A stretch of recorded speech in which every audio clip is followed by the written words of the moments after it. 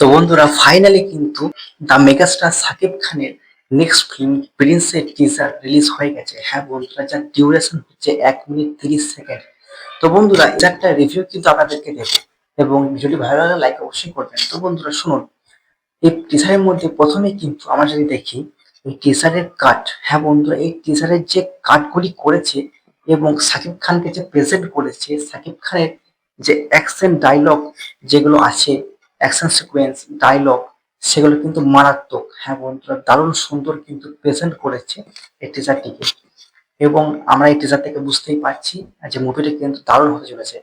আর তারপর যদি আসি এর ব্যাকগ্রাউন্ড মিউজিক, হ্যাঁ বন্ধুরা ব্যাকগ্রাউন্ড মিউজিক কিন্তু মারাত্মক। খুব ভালো লাগলো এই ব্যাকগ্রাউন্ড মিউজিকটা শুনে।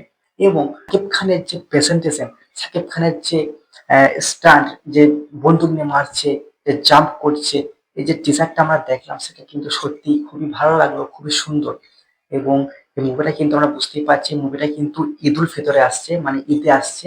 ঈদে কিন্তু এই মুভিটা একবারে সিনেমা হলকে ব্লাস্ট করে দেবে। হ্যাঁ বন্ধুরা, আমার তো টিজারটা দেখে খুবই ভালো লাগলো, এবং আমি ভালো এক্সপিরিয়েন্স পেয়েছি যে হ্যাঁ প্রিন্স সিনেমাটা কিন্তু দারুণ হতে চলেছে।